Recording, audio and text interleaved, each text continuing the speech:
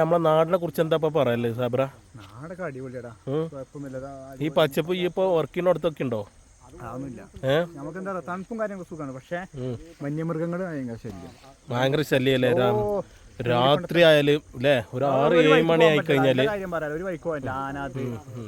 പക്ഷെ നിങ്ങള് കാട്ടുകൂടെ പേര വെച്ചിട്ടല്ല, കമന്റ് ചെയ്തു ഓരോരുത്തര്, എന്ത് നിങ്ങള് കാട്ടിൽ പേര വെച്ചിട്ട് ചെങ്ങായി കാട്ടിലല്ല, ഞങ്ങൾക്ക് പട്ടയിലെ സ്ഥലത്ത് തന്നെ കാടുന്ന സാധനങ്ങൾ ഇറങ്ങി വരുന്നത്, മനസ്സിലായോ? അപ്പൊ നീ വീട് വെച്ചത് എങ്ങനെയാണ്?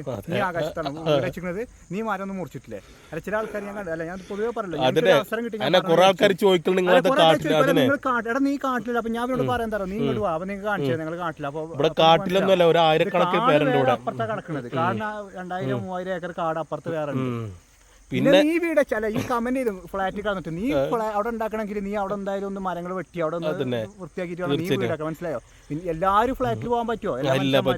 പറ്റൂല. നമ്മളെ ഈ സുഖം വേറെ കാട്ടിക്കൊന്നും ഇവിടെ അതിക്രമിച്ച് കയറാൻ പറ്റില്ല, മനസ്സിലായോ? നല്ല ഫൈനാണ്. നീ വിചാരിച്ചപ്പോ ഞങ്ങളെ കാട്ടിലല്ല, ഇവിടെ ഗവൺമെന്റ് നല്ല പ്രൊട്ടക്ഷനിലാണ്.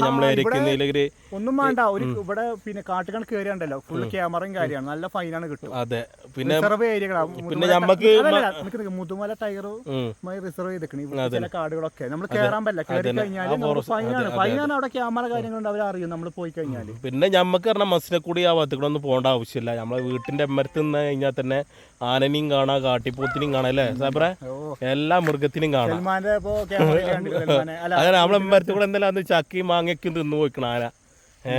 അപ്പൊ ഇതാണ് നമ്മളെ നാട്ടിലേക്കും വിശേഷം. പക്ഷെ എന്താണ് ഇവിടെ എല്ലാവർക്കും അറിയാം ഏത് സമയത്ത് പുറത്തിറങ്ങണം, ഏത് സമയത്ത് ഉള്ളിൽ കയറണം. അതെ, സൂക്ഷിച്ചു പോവുക. അപ്പൊ പുറത്തുനിന്ന് വരുന്നവർക്ക് മാത്രമേ ഉള്ളൂ ഒരു ബുദ്ധിമുട്ടുണ്ടാകുക.